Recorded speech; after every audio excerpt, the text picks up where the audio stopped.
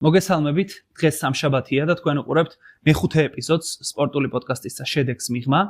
როგორც წინა გადაცემაში დავაანონსეთ, დღეს სტუმარია ჩვენთან ერთად და ჩვენთან ერთად არის გიორგი პავლიაშვილი, Silk Sport-ის კომენტატორი. გიორგი, მოგესალმები. გამარჯობა. მადლობა, რომ ჩვენთან ერთად ხარ. ერთით მადლობა თქვენ მოწვევისთვის. გაიხარე. ძალიან საინტერესო და დატვირთული კვირა გქონდა. ჩემპიონთა ლიგის კენჭისყრა გქონდა, გუში მქონდა ქართული დერბი საფრანგეთის ჩემპიონატში. მოკლედ ბევრი სასაუბრო დაგვიგროვდა და ძალიან მიხარია, რომ დღევანდელ ამ 50 წუთს ძალიან კარგ ადამიანებთან ერთად გავატარებ. რეზიც ჩვენთან ერთად არის. და ირაკლი გვაკლია დღეს, მაგრამ გიორგი პავლიაშვილი შეავსებს მოკლედ, იმიტომ რომ პირველი სტუმარია და იმედი მაქვს, რომ კარგი ფეხი გექნება. ძალიან დიდი იმედი მაქვს, მეც კიდევ ერთხელ მადლობა მოწვევისთვის, მით უმეტეს პირველი სტუმარი თუ ვარ, მიხარია და წარმატებები თქვენ ამ კარგ წამოწყებაში. ძალიან დიდი მადლობა. კარგი, პირველ რიგში რასაც მინდა შევეხო, აუცილებლად არის ქართული დერბი, ასე ვთქვი. ძალიან დიდი ხნის განმავლობაში ველოდით ტოპ 5 ჩემპიონატში, როდის გვექნებოდა ეს კარგი გემრიელი ქართული დაპირისპირება და გუშინ შედგა, გუნდების შედგა უпростоრად, იმიტომ რომ სამწუხაროდ გიორგი მიქაუტაძე არ იყო ძირითად შემადგენლობაში, ხვიჩა კვარაცხელია იყო, დარწმუნებული ვარ უმეტესმა ჩვენგანმა უყურა მატჩს, მათ შორის მაყურებლებმაც და ძალიან დიდი სიამოვნება მივიღეთ. მე ყოველ შემთხვევაში აი თვალი ვერ მოვწყვიტე, ისეთი მაგარი თამაში იყო და საბოლოოდ გამარჯვება დარჩა ხვიჩას გუნდს. თუმცა რაც ჩვენთვის ალბათ ყველაზე მნიშვნელოვანი და გასახარია, რომ ორივე მათგანმა ჩაატარა ძალიან მაგარი მატჩი. დავიწყოთ, გიო, დაგითმობ ჩვენც ბუნებრივია. ჯერ ერთი იმის თქმა მინდა, რომ საფრანგეთის ჩემპიონატის ტოპ თამაშები ყოველთვის აყურებელია რა. ანუ ბევრი გულშემატკივარი ხარ მართალია. მეც მათ შორის ვერ ვუზივარ ესე ყველა ჩემპიონატს და ყველა თამაშს ვერ უყურებ, ხო, მაგრამ პირობითად რომ ამარჩევინო, ბევრ ტოპ ჩემპიონატს ვარჩევ ხოლმე საფრანგეთის ტოპ თამაშს, იმიტომ რომ რაღაც განსხვავებული არის ჩემთვის, განსაკუთრებული და საინტერესო, პირობითად Paris Saint-Germain, Lyon, Marseille, Lyon და ასე შემდეგ რა. ანუ მოულოდნელი ის რომ ეგეთი კაი თამაში გამოვიდა, განსაკუთრებით მეორე ტაიმში არ იყო, იმიტომ რომ ძირითად შემთხვევებში არის ხოლმე გამონაკლისები ჩავარდნები, მაგრამ ეგეთი ტოპ თამაშები საფრანგეთში საკმაოდ საინტერესო გამოდის ხოლმე რა. რაც შეეხება უშუალოდ ქართველებს, რა ვიცი, Fonseca-მას თქვა რომ რაღაც სურპრიზი მინდოდა Paris Saint-Germain-ისთვის მომიზადებინა, მიქაუტაძე არ დავაყენე, კარგია თუ ეგრეა და კარგია თუ განიხილავს ძირითად ის ფორვარდად, იმიტომ რომ მე მგონი ჟორჟმა უკვე ლიონშიც დაამტკიცა რომ იმსახურებს უმეტეს შემთხვევაში ძირითად შემადგენლობას. ახლა არის საუბარი იმაზე, რომ ეხლა ჩვენ ბევრი გულშემატკივარი ხარ ის როგორ არის ხოლმე საქართველოში, რომ ვიღაც ძირითადში არ არის და ეგრევე ჯგუფს იწყებენ. ეგრე არ არის როტაცია, ძლიერი გუნდია, ლიონს ბევრი კარგი შემტევი ყავს და ყოველ ძირითადში ვერ იქნება, მაგრამ თავარი არის, რომ აი მნიშვნელოვან შეხვედრებში ძლიერ გუნდებთან მიქაუტაძე განიხილებოდა ძირითადის ფორვარდად.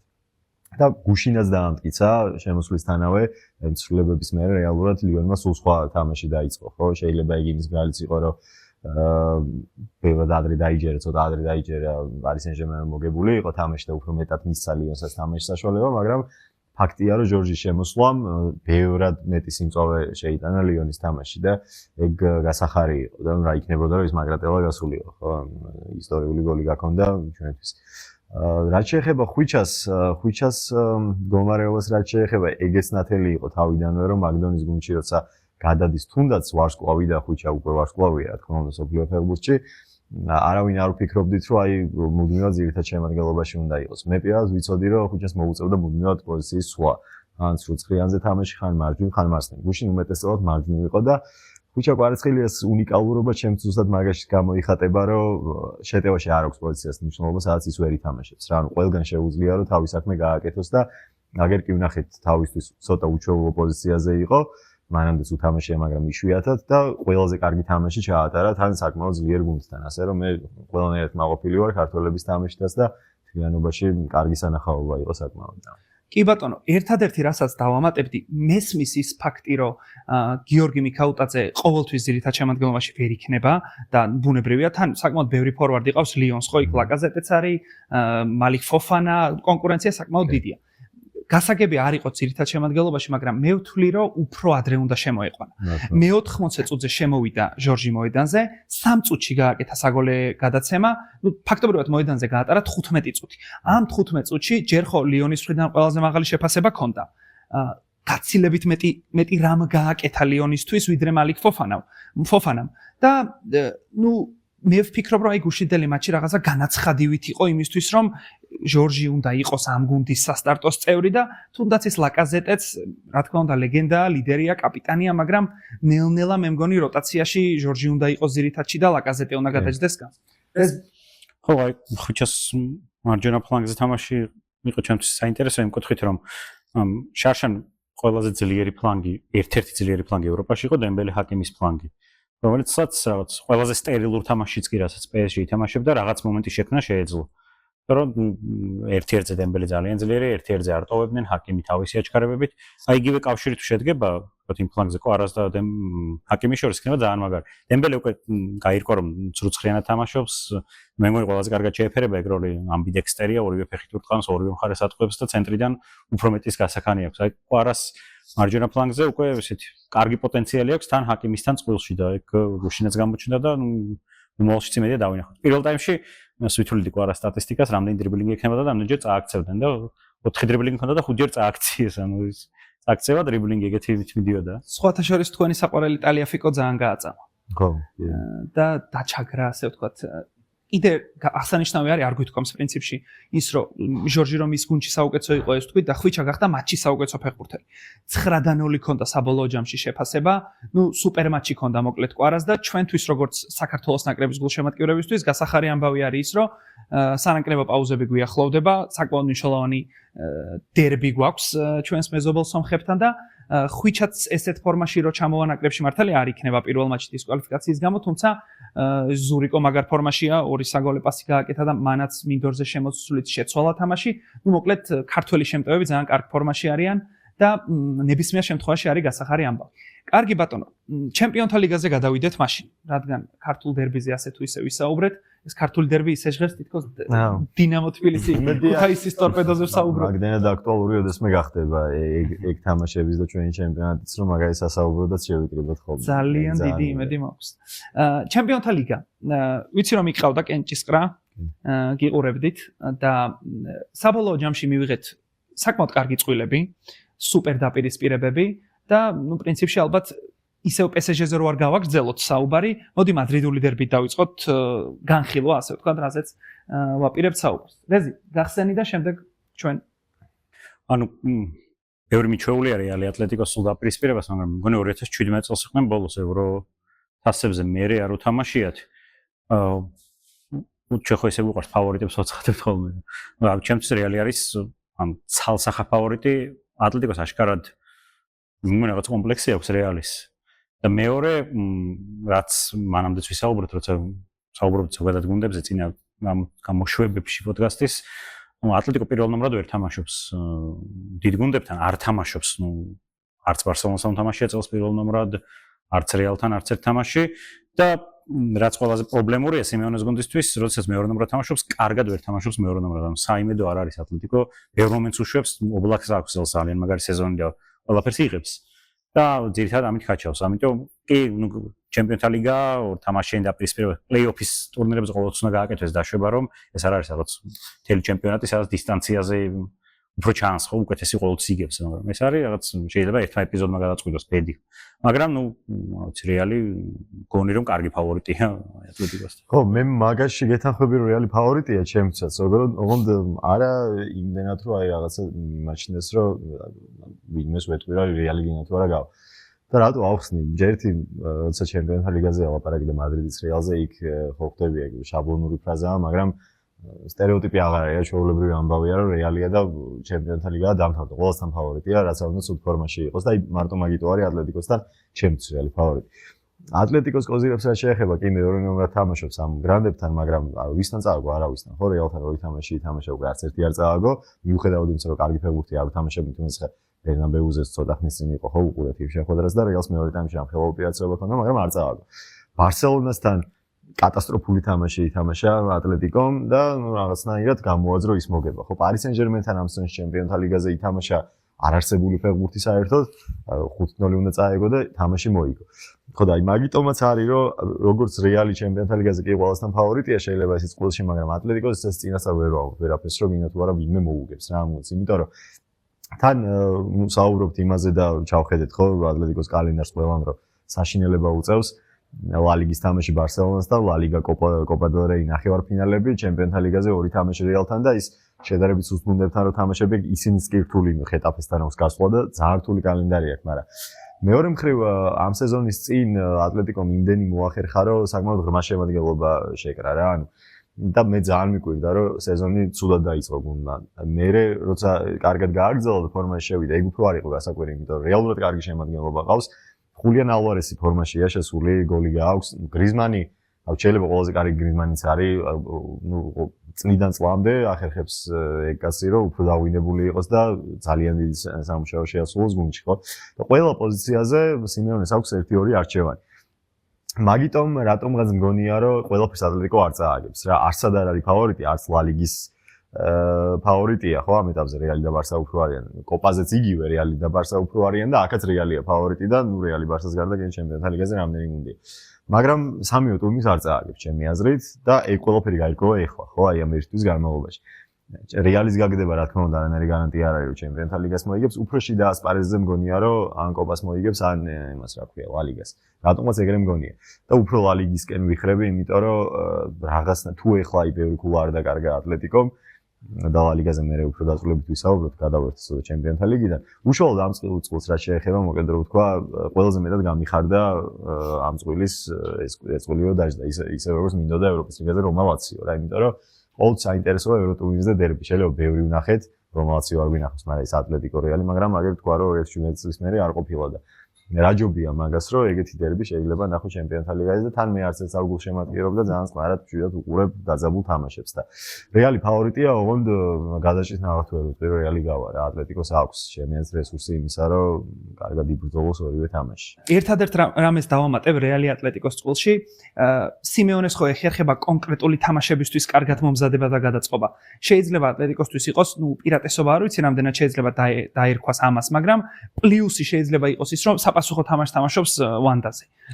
შესაბამისად, პირველ მატჩში შეიძლება იქ ნუ ითამაშოს ფრის გაწურვაზე და შემდეგ უკვე სახლში ამ გადაჭედილ ვანდაზე, დერბიზე, მოკლედ, რა თქმა უნდა, ჩემთვისაც მადრიდის რეალი არის ფავორიტი, მაგრამ ესე გადაჭრით, მოკლედ, ვერაფერს ვერ ვიტყვით რა. მეორე მატჩი, რომელზეც უნდა ვისაუბროთ და ძალიან გამიხარდა აქაც რომ ეს წვილი დაჯდა, არის სხვა შორის ბუნდესლიგაში ეხლა ხან ვნახეთ ეგ მატჩი, ეხლა კი უკვე ჩემპიონთა ლიგაზე ვნახავთ ლევერკუზენი მიუნხენის ბავარია. გიო, შეგიძლია დავიწყოთ. ხო, ეგეც ძალიან საინტერესო წვილი არის. მე ბაიერნის ოლტიკი მიმყავდა და მთელი თამაშის განმავლობაში მიკვირდა, აი შეიძლება ბაიერნა ეგრე ითამაშოს რა.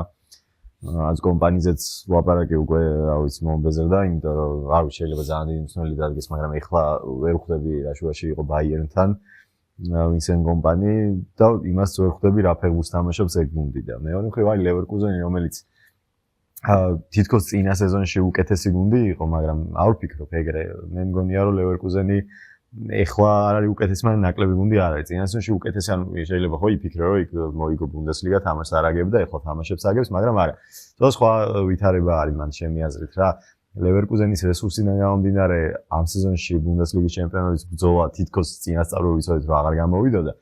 მაგრამ სამაგეროდ გუნდი უფრო მეტად ჩემპიონთა ლიგაზე არის გადართული, როგორც ვიცით, ჩაბი ალონსოს ბოლო სეზონი არის და რა ვიცი, წყნარად გაიარა ეს ლიგის ფაზა, საკმაოდ საშიში გუნდია, ბოლო ლევერკუზენი ბაიერნი ვნახეთ და არ ვიცი ბაიერნის თამაში მან დრას გავდა, საერთოდ რისთვის იყვნენ მოედანზე. იცი რა, ცოტა ფავორიტით უნდა დავასახელო, ისეთი ნათქვამია ბაიერნთან ლევერკუზენი ფავორიტია, მაგრამ ჩემთვის თუ ვინმე ამ წუთში ფავორიტი ლევერკუზენია მაინც.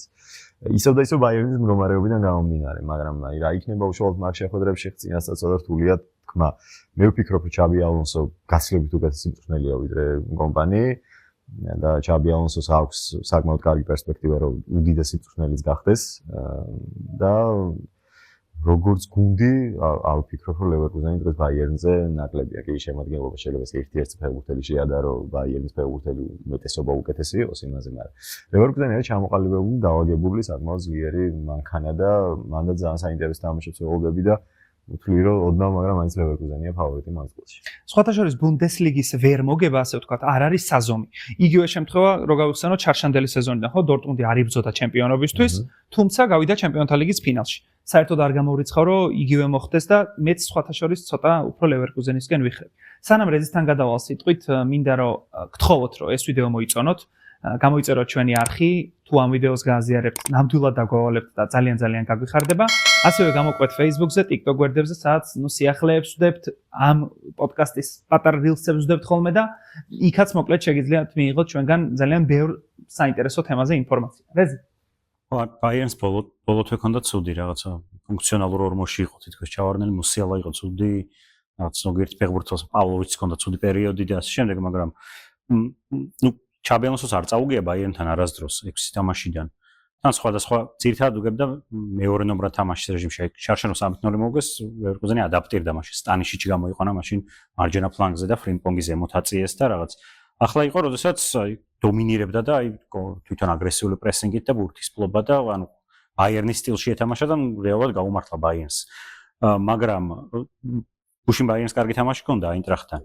პლუს წინა ორი თამაში რომელიც ამ სეზონში ჰქონდათ, ანუ პირველი მიუნხენში თამაში და თასზე ითამაშეს, თასზეც გამოვარდა Bayern-ი, მაგრამ იქ მე-10 წუთზე ნოიერი გააგდეს და მაინც Bayern-ი კარგად თამაშობდა რა. ამიტომ მე მაინც Bayern-ისკენ გადავიხები, ოღონდ აი როგორ არის 51-59-ზე რო იყოს რა, ძალიან თანაბარი უფრო ვიზიარებ იმას რომ იმ წინა ორი თამაში ვითვალისწინებდა უფრო მთელ სეზონს რომ მთელი სეზონის განმავლობაში მაინც Bayern-ი ამ ტერიტორიული დომინაციით რაღაც კონტრპრესინგით და ასე შემდეგ იმედია რომ დაბრუნდება ხა იმ ფორმაში თუ ესო პრობლემა გაგრძელდა მაშინ თითქმის უშანსოდა ლევერკუზენთან მაგრამ თუ ის დაიბრუნა მაშინ რაღაც ფაქტორია რომ ალიანს არენაზეა ფინალი ყოველთვის ფაქტორია ეგ ისე როგორც ევროპის ლიგაზე სანმომესწია ფინალი და ეს არ გქონია რომ ბილბაო ფინალში შეიძლება გავიდეს ასე რომ ეგ ძალიან დიდი ფაქტორი არის რა ყოველთვის არ არის არანაირი გარანტია კარგი გუნდი უნდა იყოს რომ ფინალამდე გააღწიო მაგრამ დარწმუნებული ვარ რომ იქ მიუნხენში სხვაზე არაფერზე არ ფიქრობენ გარდა იმისა რომ ფინალი უნდა ითამაშონ თავის სახლში და მიუხედავად იმისა რომ აქ ცოტა ფორმაში ვეღარ არის Bayern-ი ბოლო პერიოდში მიუხედავად გულშემატკივარი ფიქრობს იმას რომ Leverkusen-ს უნდა მოუგონ ისე როგორც უგებენ ყოველთვის ბოლო პერიოდში არა მაგრამ ადრე როგორც უგებდნენ და ხო რა ვიცი მე მაინც გონია რომ Leverkusen-ი მზად არის იმის რომ იბრძოლოს ამ ხელა გრანდთან რა ჩემს ეს არის ყველაზე თანაბარი წვლილი ყველაზე თანაბარი ხო რა ჩემს დორტმუნდი ლილია მაგალითად ყველაზე აი საერთოდ რო არ ვიცი რა შეიძლება მოხდეს ეგეთი წვლილი არის რა კაი წვლილია ეს პასუხს დორტმუნდი ლილი მომწონს თვითონ არ გახსოვს მაგრამ აი რაღაცა მაინტერესებს რა იქ მაგაზეც ვისაუბრებთ გიორგი პავლიაშვილი როგორც ბარსელონას გულშემატკივარი ძალიან კმაყოფილი დარჩებოდა იმით რომ PSG არ შეხვდა ბარსელონას. რატო? იმიტომ რომ, ვიცი როგორ გიყვარს ქართული ფეხბურთი, ვიცი როგორ გულშემატკივრობ ხვიჩა კვარაცხელიას, იქ სოციალურ ქსელში თვალს ვადევნებ ასე ვთქვათ ამ ყველაფერს და გამომდინარე იქიდან რომ მე საკუთარ თავზე მაქვს გამოცდილი ხვიჩა კვარაცხელია ჩემი საყვარელი გუნდის წინააღმდეგ თამაში, ვიცი რამდენად გულშემატკივრობდი რომ PSG ამ შემთხვევაში შეხვედროდა ლივერპულს. თუმცა ბუნებრივია PSG-ს აქაც ურთულესი გამოცდა ელის, იმიტომ რომ ლივერპული ჩვენ სხვათა შორის მე 3 ეპიზოდში ვისაუბრეთ ამ სეზონის 5 საუკეთესო გუნდზე და ყოველ შემთხვევაში ჩვენი გემოვნებით და აზრით ლივერპული დავასახელეთ საუკეთესო გუნდად. რას ფიქრობ ამ წყვილზე? არის თუ არა რამდენად თანაბარი წყვილი შეიძლება იყოს და ხო ვის მიანიჭე ფავორიტობას ასე ვთქვათ. ჯერდი გეთანხმებით მაგაში რომ რაც ამ სეზონში ვნახეთ ლივერპული ჩემთვისაც საუკეთესო გუნდია ჯერჯერობით. რაღაცნაირი არ ველოდი იმას რომ ერთი სლოტი რო კარგი მწნელი იყო ფეინორდში ეგ ვიცოდით მაგრამ ეგრევე მიხვიდე ამ ხელაკაცის მერე ამ ხელამწნელის მერე გუნდში და კიდე უკეთესი გახადო თუნდაც პირველ სეზონში რაღაცა განსხვავებულია განსაკუთრებულია რა თან სლოტი მარტო აი კლოპმანას დატოვა ის მოვედი და მიდი გააგზავნე ბიჭებო არ არის ბევრი რაღაც ახალი არის ამ ლივერპულში ბევრი ძალიან საინტერესო არის ტაქტიკური თვალსაზრისითაც აშკარა არის რომ გუნდი ფშიერია მოტივირებულია ყველა თამაშს მაგდონეზე ვერ ითამაშებს წინააღმდეგ შემთხვევაში და რა თქმა უნდა ჩემი აზრით Paris Saint-Germain-ს მაინც უფრო ბარსელონა ერჩივნა რა ბარსელონას მე ვიყოლაპარაკებთ და საერთოდ არ მგონია რომ ცუდი გუნდია პირიქით პირველად თუ არ იმედიანად ბოლო წლებში რა მაგრამ მაინც უფრო ბარსელონასთან თამაში ერჩივნა ჩემი აზრით Paris Saint-Germain-ს უფრო თავისუფალი უფრო მხიარული უფრო საინტერესო თამაში იქნებოდა სადაც Paris Saint-Germain-ს შეიძლებოდა რომ რაღაცა აი დაეშალა ბარსელონა რაღაც მომენტში. ლივერპულთან ეგ არ გამოდის. აი ლივერპულის დაშლა მე აი ძალიან ნაკლებად წარმოვიდგენი. არა და Paris Saint-Germain-ი ხო მაინც რაღაც უფრო ფეთქებადი გუნდია. რაღაც სტრაფი გამქცევები, სტრაფი ფეხბურთელები, ტექნიკური მოთამაშეები. ლივერპული მაინც ჩემი აზრით ცოტა უფრო მძიმეა ვიდრე ბარსელონა რა. ბარსელონასთან უფრო გამარჯვება კარგად ხსნი ხარაც მაგრამ ბარსელონასთან უფრო გამოვა ისაც Paris Saint-Germain-ს მოსწონს ჩემი აზრით ვიდრე ლივერპულთან. ლივერპული ამ წყვილში ფავორიტი ორი აზრი არსებობს. Paris Saint-Germain-ის პულსი და კოზირი რის ხარჯზე შეიძლება ლივერპული გააგდოს ამ გუნდმა არის მაინც მართლა ძალიან მაგარი ინდივიდუალისტები რა და იმიტომ არა რომ ქართველია უცხოელი რო ვიყო მაინც ალბათ მაგას ვიტყოდი თუ კარგად მეცოდინებოდა ვინ არის ხუჩა კვარაცხელია კვარაცხელიას დამატება არის ძალიან დიდი კოზირი და სიახლე Paris Saint-Germain-ისთვის იქ ავიც დემბელეს ესეთი ფორმა ავიც წარმოუდგენელია ხო დემბელე თუ ვიცი რომ მე არ ვარ ტატო ბასიკაძე და ეგრე ძალიან არ მეიზღება დემბელე მაგრამ ნუ ბარსელონას გულშემატკივარი ვარ და ისეთ სიგიჟეებს აკეთებდა ხანდახან რომ იმ მომენტებში არ მიყვარდა მაგრამ ვიცი რომ დემბელე შეუძლია ძალიან მაგრა თამაში უბრალოდ დემბელეს პრობლემა ყოველთვის იყო ის რომ საფეხბურთო ინტელექტი ასე თუ ისე მაინც არ აქვს იმ დონეზე თორე ეგეც რო კონდეს სასწაული ფეხბურთელი იქნებოდა ესეთ ფორმაში დემბელე არ მინახავს დემბელეს გაჩერება იქნება პრობლემა თუნდაც ლივერპულისთვის ასე რომ ლივერპულმა თუ შეძლო ამათი ინდივიდუალისტების რაღაცნაირად გათიშვა თამაშიდან შეიძლება ლივერპულს ძალიან მარტივად გამოუვიდეს Paris Saint-Germain-ის გავლობა მაგრამ მე იმედი მაქვს რომ ეგრე არ იქნება და იქნება ბრძოლა თამაში როგორც ძველოდებით იმიტომ რომ ძალიან საინტერესო წვლილი არის რა ფავორიტი რა თქმა უნდა ლივერპული ეს არის ორი გუნდი რომელიც კონტროლზე არის ორიენტირებული ხო ანუ ლუის ენრიკე საერთოდ თავარი კონტროლ ფრიკია ფეხბურთში მაქსიმალური ბურთის ფლობა და ასე შემდეგ სლოტმა რაც შეცვალა კლოპთან შედარებით კლოპის დროს თუ ეს აქცენტი იყო ბევრ გარდამავალ ეპიზოდებზე სწრაფ შეტევებზე და ასე შემდეგ სლოტი უფრო აკონტროლებს უფრო რაღაც მოთმინებით აგებს თითქოს ლივერპული ახლა შეტევებს და ასე შემდეგ მაგრამ ლივერპული გუშინ გამოჩნდა ძალიან კარგად სიტისთან რომ ძალიან ბევრ რეჟიმშია კარგი ანუ როცა უტევს კარგია სწრაფ შეტევებშიც კარგია პოზიციურად იცავდა გუშინ მთელი მეორე ტაიმი თავს და უშეცდომოდ იცავდა თავს ანუ რადგანაც 180 წუთი ეს ორი გუნდი ვერ გააკონტროლებს თელ თამაშს ხო რაღაც ექნება ისეთ პერიოდები როდესაც ნუ სხვა ექნება მეორე ექნება კონტროლი ამ მრავალფეროვნებით გონია რომ ლივერპული არის უფრო მაინც ფავორიტი მიუხედავად იმისა რომ თვლი რომ ხო PSG-ს ერთ-ერთი ალბათ შეიძლება საუკეთესო შეტევა ყავს ახლა სოფლიოში ეს სამივე მუდმივად იცვლის პოზიციებს და თითქმის წარმოუდგენელია როგორ უნდა გააჩერო ხო ისინი მაგრამ ნუ აი უფრო მრავალფეროვანი გუნდია ლივერპული უფრო რაღაც თითქოს მეტი რესურსი აქვს სკამიდანაც და ნუ პლუს მეორე თამაში სახლში და ამიტომ კი არის ფავორიტი ნუ შეიძლება 60%-იც კი კონდეს. აი რაც აღნიშნე რა მაგაზე გამახსენდა Paris Saint-Germain-ის City ხო ნუ City-ის მდგომარეობას თავი დავანებოთ აი ვიცით როგორ არიან მაგრამ პოზიციური თამაში იყო უფრო მეტად პირველ ტაიმში როცა City-ის Paris Saint-Germain-ის ბევრი არაფერი არ გამოვიდა მაგიტო აღნიშნე ზუსტად მე რომ Barcelona-სთან და მეორე ტაიმში რა ითამაშა Paris Saint-Germain აღარ იყო ეს ბურთის გაგორება ხო იყო სწრაფი შეტევები და დაშალეს უბრალოდ. ნუ იგრძნეს რომ City ისედაც დაშლილია შეიძლება, მაგრამ იმ მომენტში გუნდი იგებდა, ხო? City-ია და იგი იგებს. და თვალ ეგეთი გადაწყვეტილიც არ იყო მაშინ, რომ City ჩამოწერილი არ იყო, მაინც City-ია და დღესაც შეიძლება ბევრ საშენია მაგ გუნდის.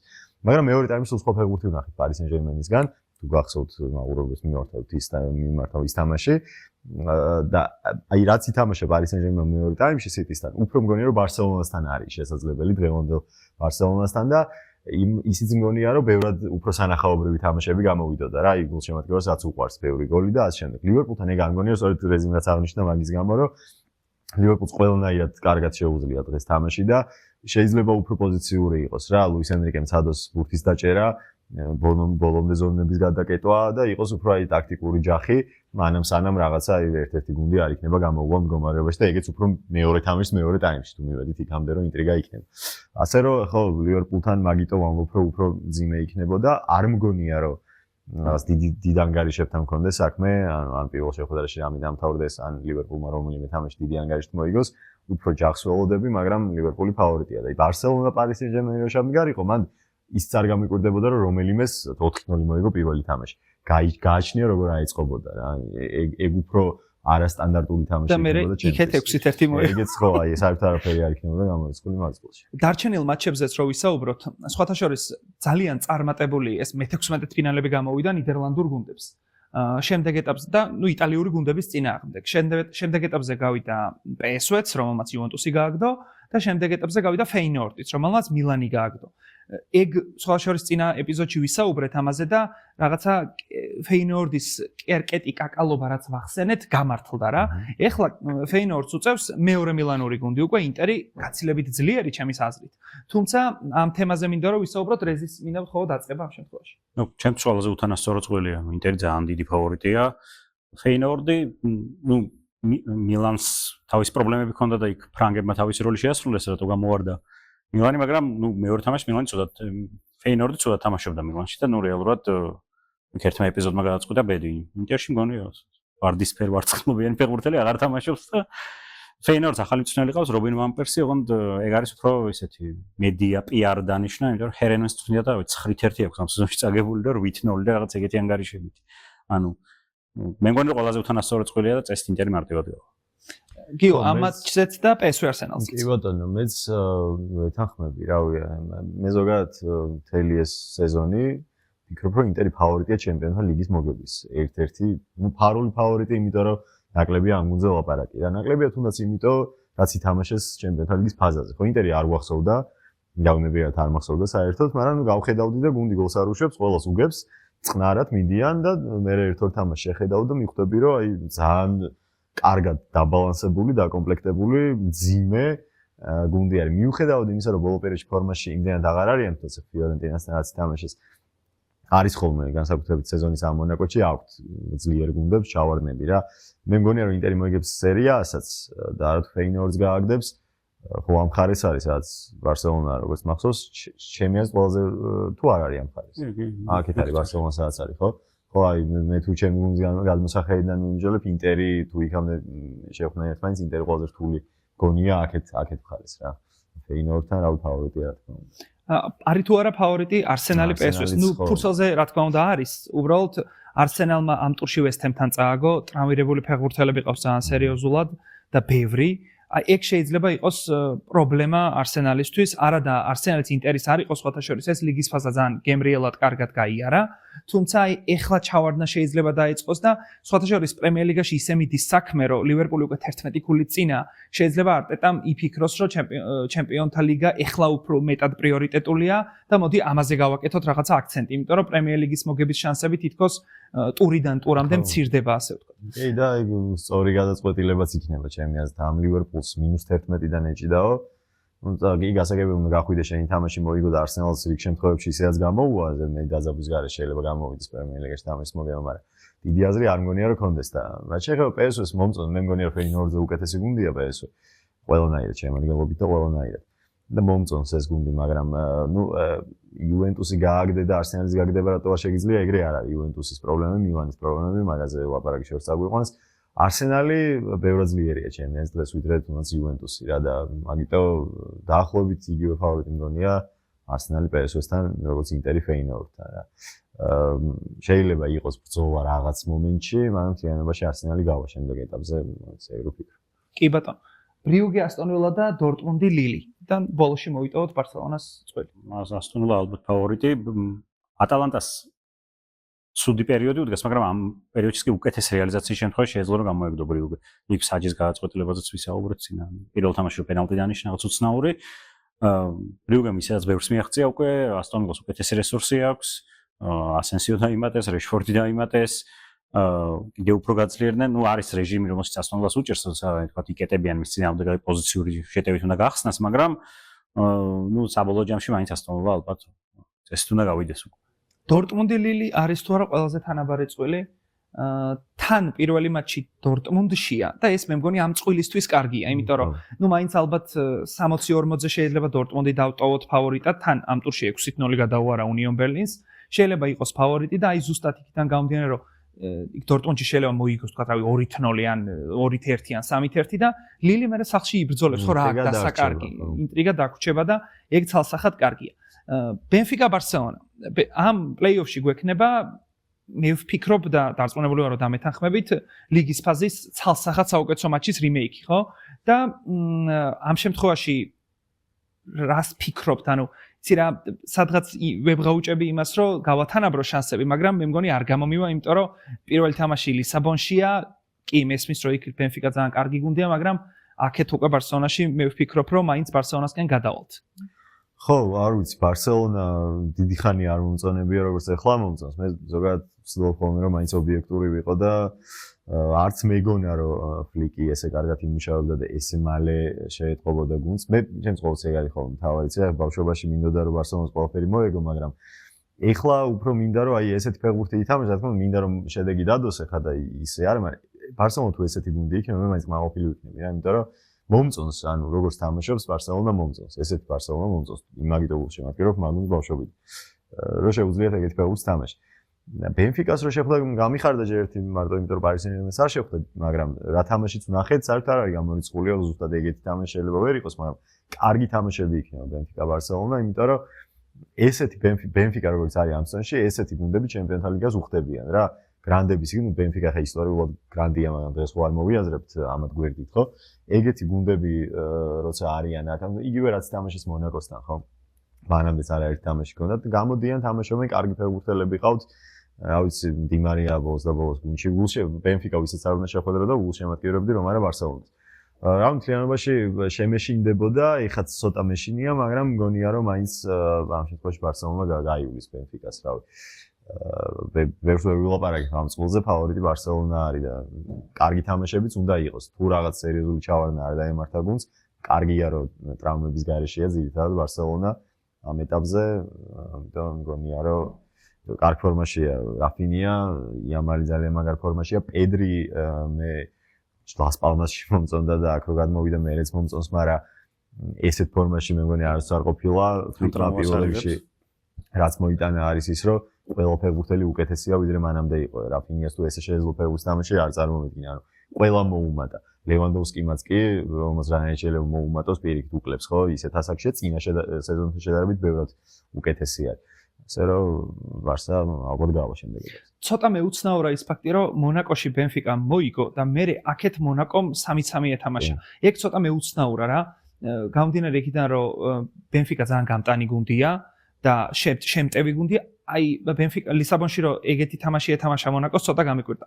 ვერ დავიჩვენებ იმას, რომ 90 წუთი უყურე იმ თამაშს. თუმცა აი ანგარიშმა ცოტა მომატყუა, ასე ვთქვათ რა და გამომდინარე იქიდან, რომ ხა ბარსელონას ხვდება, ალბათ უფრო მეტი ყურადღება უნდა გაამახვილოს დაცვაზე, იქიდან გამომდინარე, რომ პირველ თამაშს განსაკუთრებით ძალიან დიდი მნიშვნელობა ექნება. რეზი, ამ თამაშზე შეგვივსე? მე ვუყურე მონაკოსთან მეორე თამაში და ძალიან ცუდად თამაშობდა ბენფიკა დაცვაში. აი მინამინო მუდმივად თავისუფალი იყო ხაზებს შორის, აკლიუში აღგვალას ატყუებდა გადარჩა რეალურად იმ დაპირისპირებაში ბენფიკა და ის პირველი თამაშიც არის 5-4 რომ მორჩა ცოტა ასეთი მატყუარა თამაშია იმ თვალსაზრისით რომ ბარსელონას უნდა გაენადგურებინა რეალურად იმ თამაში ბენფიკა მთელი თამაში დომინირებდა და უბრალოდ გოლები გადიოდა იმიტომ რომ რაღაც შესნი გამოვარდა კარიდან უაზრო და არაუხო რაღაც სისულელები აკეთა და შემდეგ პავლიდis ძალიან კარგი ფორვარდია ძალიან მომწონს როგორც თამაშობს თან ორი ფეხით აკეთებს პასებს ზეწოლის ქვეშ კარერასია თუ ფერნანდესი ფლანგის წელი რო ყავს ორივე გვერდს უწერენ ხო აი ისიც ძალიან კარგი ბიჭია მე რეალის გაზრდილია რეალის სკოლიდან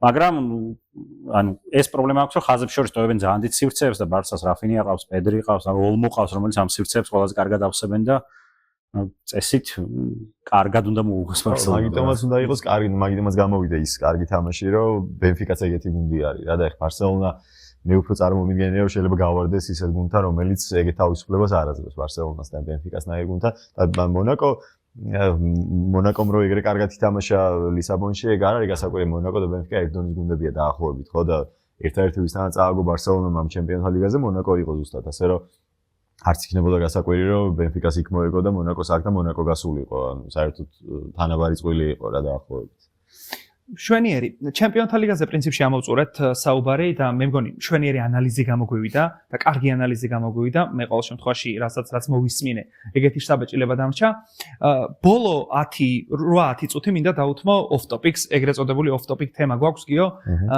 წინა გადაცემებშიც ვისაუბრეთ და ამ გადაცემაში მინდა ვისაუბროთ ნახევარმცველების ტრიოებზე ნუ ახლა ჩვენ ცოტა სხვადასხვა თაობების წარმომადგენლები ვართ ხო ამიტომ კიდევ უფრო საინტერესო იქნება მე მგონი ვინ მიგვაჩნია ყოველ შემთხვევაში იმ ნახევარმცველების ტრიოება თუ ის თამაშიც გვინახავს ლაივში. ან შეიძლება ადრე გვინახავს და მე გადმოცემით ჯერად აქვს წამს რომ საუკეთესოები არიან. რეზი, შენ მინდა თხოვ დაწყება თუ გიორგის დავაწყები? ნუ, დავიწყოს. ხო, რავი, ჩემი პასუხი ალბათ ვერ იქნება ორიგინალური.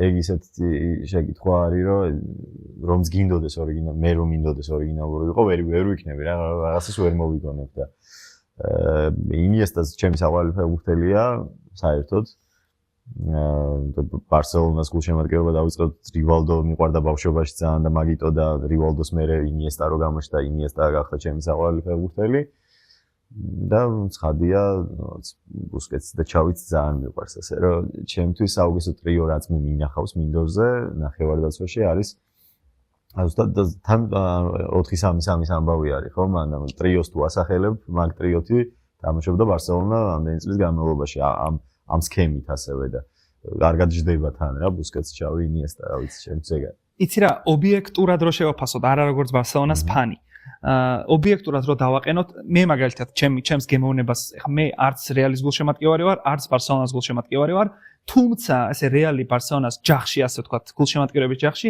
რატომღაც ყოველთვის უფრო რეალისკენ ვიხრები არ ვიცი რატომ უბრალოდ სუბიექტური არ ამ შემთხვევაში უბრალოდ ვიხრები რეალისკენ და ჩემი გემოვნებით მაგალითად უფრო შედეგზე ორიენტირებულ ტრიოს დავაყენებდი თუნდაც ჩავი ინიესტა ბუსკეტზე წინ და ვგულისხმობ კროსი მოდრიჩი კაზემიროს რატო ჯერ ერთი ის რომ ლუკა მოდრიჩი ჩემთვის არის ერთ-ერთი ყველა დროის ერთ-ერთი საუკეთესო ნახევარმცველი თან გუშინ გატალინი გოლი რომ ვნახოთ ეგ კიდევ უფრო გაამძაფრებს თან არის ნახევარმცველი რომელსაც აქვს ოქროსბურთი და ეს ტრიო როგორ ავსებდა იცი ერთმანეთს ეს იყო ბრაზილიელი საყრდენი გვადარკინა იყო ტვინი გუნდის რომელიც იყო ლუკა მოდრიჩი და ტონი კროსი რომელსაც შეეძლო რომ მატჩის როგორ თქვა სიჩქარე ეგრძნო და ეკონტროლებინა. ზუსტად ეს არის ჩემთვის მაგალითად და არ ვახვევ თავზე არავის ბუნებრივია ჩემს აზრს. მე ოდნავ მაღლა დავაყენებ კროსი, მოდრიჩი, კაზემიროს ტრიოს. ალბათ რეალის გულშემატკივრებას გაუხარებ გულს და გამიხარდება თუ ესე იქნება, მაგრამ რეზი რას გვეტყვის მე მგონი ეს საინტერესო იქნება. ხო, ანუ ეს ორი ტრიო არის ცალსახად, ან პირველი ან მეორე. ჩემთვის ანუ კაზემირო, კროსი, მოდრიჩი შეიძლება უფრო დიდ ხანს გაგრძელდა რაღაც ეგეთი განცდა მაქვს. 2015-ში მახსოვს რომ ჩავი აღარ იყო უკვე ძირითადში. რაკიტიჩი თამაშობდა მაშინ. ძირითადში ჩემთვის აი ეს კაზემირო, კროსი, მოდრიჩის საუკეთესო პერიოდი იყო, როცა ისკო იყო 10-ანად კიდე 2017 წლის სეზონი იყო იუვენტუსს რომ მოუგეს ფინალი. აი ეს რაღაც ფენომენალური გუნდი იყო, რომელიც არანაირ სტრუქტურას არ ემორჩილებოდა. იყო მომენტები, როცა დიდ გუნდთან ხოთ გოლს გაიტანდნენ და შემდგომ რაღაც რამდენიმე მეტრში იკრიბებოდნენ ერთმანეთისგან და პასებს უკეთებდნენ უბრალოდ ერთმანეთს. რაც ფენომენალური იყო, მაგრამ ნუ ჩემთვისაც პირველი მაინც ბუსკეტს ჩავინიეს და იმიტომ რომ ჯერ-ერთის აკადემიის გაზრდილები არიან ესეც ფაქტორია, მეორე იდეოლოგია შექმნეს საფეხბურთო, ნუ ესპანური ფეხბურთის სკოლა რაც გამოჩნდა მაშინ და რასაც ასოცირდება დღეს რაც გვესმის ამ საფეხბურთო სკოლის ირგვლივ მათთან ასოცირდება პლუს წარმატება ნაკრებში, წარმატება კლუბში ერთად და ნუ ჩემთვის ჩავი არის ისტორიაში ყველაზე დიდი ნახევარმცველი. შეიძლება მესმერე ყველაზე დიდი ფეხბურთელიც კი ჩავი წარმოუდგენელი მასშტაბის ფიგურაა ფეხბურთში, რომელიც ნუ დროის გასვლის მერე უფრო დაფასდება, ხო ჯერ ახალი დამთავრებული აქვს კარიერა. ამიტომ ეს მაინც უფრო წინ ბარსელონას ტრიოს ვაყენებ და მესამე ტრიოც ისეთ ფიქრობდი რომელიც შეიძლება ყოფილიყო. ერთი რაც გამახსენდა, მაგრამ მილანში უფრო რომბი იყო ეს რაც ზედორფი, გატუზო, პირლო და ნუ მე ჯერ როიკოშთა იყო მერე კაკა. ჩელსის ყავდა ძალიან კარგი ტრიო მაურინიოს დროს თუ გახსოვთ, აი მაკელელე, ესიანი, ლამპარდი რო თამაშობდა თან სხვა ფუნქციონალით, მაგრამ მე ყველაზე უფრო მომწონდა ბაიერნშიც იყვნენ ჯერ და შემდეგ იყვნენ გერმანიის ნაკრებში მიულერი, შვაინშტაიგერი, კროსი. თან არც ერთი არ იყო საყრდენი, ანუ კროსი და შვაინშტაიგერი შედარებით უკუნიდან თამაშობდნენ, ანუ ვანგალი უწოდებდა მაკონტროლებელ ნახევარმცველებს, ანუ ორი რაღაც მიზიდულობის ცენტრი იყო და ამან მისცა საშუალება მიულერს რომ გამოეგონებინა თავისთვის პოზიცია, რასაც მე რაუნდოითერი დაარქვა თვითონ რომ თავისუფალი სივრცეების მაძიებელი და ასე შემდეგ და ბაიერნში ძალიან დიდი შედეგები ჰქონდა და გერმანიის ნაკრები გააჩემპიონეს. თან კარგად მახსოვს ის პერიოდი, ჩემპიონატი დაიწყო გერმანიამ, არ მახსოვს მაშინ შვაინშტაიგერს გონი ტრავმა ჰქონდა, ხედი რა იდგა ძირითადში. მაგრამ გადამწყვეტ თამაშებში შვაინშტაიგერს მიყავდა და ფინალში ახეთქილი წარბით და იქ იგუაინთან წყვილში მე გამოიტანა იქ მოაგებინა გერმანიას. ანუ ჩემთვის მესამე წყვილი მაინც ეს გერმანული ის არის ტრიო. გერმანული მანქანა. ხო, აი ჩავიზე რაც თქვი, მეთანხმები რა, ანუ უბრალოდ მე ინიესტა ჩემი გემოვნებიდან გამომდინარე უფრო მომწონს როგორც ფეხბურთელი. მაგას ვამბობ რა, თორე არ ვამბობ უფრო დიდია რომელიმე. ჩავიზე რაც თქვი, მე მეთანხმები იმაში, მე ეგრე ვფიქრობ, რომ ის ბარსელონა იყო პირველ რიგში ჩავი, ანუ ბარსელონა თუ მოგწონდა იმ პერიოდში, მოგწონდა იმის გამო ჩავი იყო ეგეთი ფეხბურთელი და ჩავი ყავდა ბარსელონას. სხვანაირად ჩავის გარეშე ბარსელონა იმ ფეხბურთს ვერ ითამაშებდა, რაც თამაშობდა იმ პერიოდში. დანარჩენები უფრო ხელს უწყობდნენ, რა თქმა უნდა, როგორ უნდა თქვა მესიზე, რომ იმას ხელს უწყობს, მაგრამ მაინც უფრო ჩავის ფეხბურთი იყო მთლიანობაში. გვარდიოლამაც იდეალურად მოარგო ეგ ყველაფერი იმ ბარსელონას და ხო, ნუ ეხლა ჩემი გადმოსახედი ხო ხდები მარტივი არის რა, ყველაზე დიდ სიამოვნებას მაგათ თამაში თვირებდი, ყველაზე დიდ ხანს მაგათ უყურე და შედეგებიც დადეს უდიდესი, თორე ცხადია კროსი, მოდრიჩი, კაზემირო დიდი ტრიოა, ბუნებრივია. ჩემი ერთ-ერთი საყვარელი ტრიო არის საქართველოს ნაკრების ტრიო. გიორგი ქოჩორაშვილი, ოთო კიტეშვილი და გიორგი ჩაკვეტაძე. წინა ტურში, გასულ ტურში ჩაკვეს ისეთი თამაში ჰქონდა და იმ საგოლეპასით ისეთი სიამოვნება მომანიჭა, რომ ვიგრძენი როგორ მომენატრა საქართველოს ნაკრების თამაშები და ძალიან გამიხარდა, რომ მალე უკვე გვაქვს და გამოჩნდება კიდევ ერთხელ ვიხილავთ უბრალოდ ამ ტრიოს და შემტევებს და ასე შემდეგ და ასე შემდეგ. კარგი, ნელ-ნელა წავედით დასასრულისკენ, დასასრულს მინდა ვთქვა, რომ კლავ ვიმყოფებით ჭავჭავაძის 37-ში, რომელიც არის ტერმინალის საერთო სამუშაო სივრცე და მადლობა მინდა უთხრა ადმინისტრაციას იმისთვის, რომ გვითმობს სივრცეს და გვაძლევს შესაძლებლობას იმისა, რომ გადავიღოთ ეს საინტერესო პოდკასტები. გიო, სანამ დავამშვიდობებით მაყურებლებს, მინდა უბრალოდ კითხო, რჩევის სახით. როგორ მოგეწონა ჩვენთან გატარებული ეს 40-50 წუთი, რამდენად საინტერესო იყო და ურჩევ თუ არა მაყურებელს, რომ გამოიწერონ ჩვენი არხი. აუცილებლად, აბარას ვიზა. მე გამოვიწერ ჯერ პირველ რიგში და მე მაყურებელსაც ურჩევ, ძალიან მიხარია კიდევ ერთხელ ვიმეორებ, რომ დამპადიჟეთ, მოვედი და ვისაუბრებ, ფეხბურთზე ლაპარაკი ყოველთვის ძალიან სასიამოვნო და საინტერესოა, მით უმეტეს თქვენნაირ ხალხთან და აუცილებლად მოგისმენთ ხოლმე პირობას ვდებ, არა იმიტომ რომ აქ ვიყავი და მოგისმენთ, იმიტომ რომ საინტერესო ხალხი ხართ ჩემი აზრით და მაყურებელსაც ურჩევ აუცილებლად რომ გამოიწერონ ეს არხი და კიდევ ერთი ძალიან საინტერესო საფეხბურთო პოდკასტი შეემატა YouTube სივრცეს, რაც კარგია ნებისმიერ შემთხვევაში. ძალიან დიდი მადლობა. ეს იყო და ეს პრინციპში რაც გვინდოდა დღევანდელ გადაცემაში გვესაუბრა. ისევ თქვენთან ერთად ვიყავით მე, გიორგი, რეზი და გიორგი პავლიაშვილი იყო ჩვენთან ერთად. კიდევ ერთხელ სტუმარს ძალიან დიდი მადლობა. ჩვენ შევხვდებით მომავალ სამშაბათს, მანამდე კი მოგიწოდებთ, გთხოვთ, რომ გამოიწეროთ ჩვენი არხი და ლაიქოთ ეს ვიდეო და გავაგრძელოთ ფეხბურთზე საუბარი მოკლედ თემაზე, რომელიც ძალიან გვიყვარს.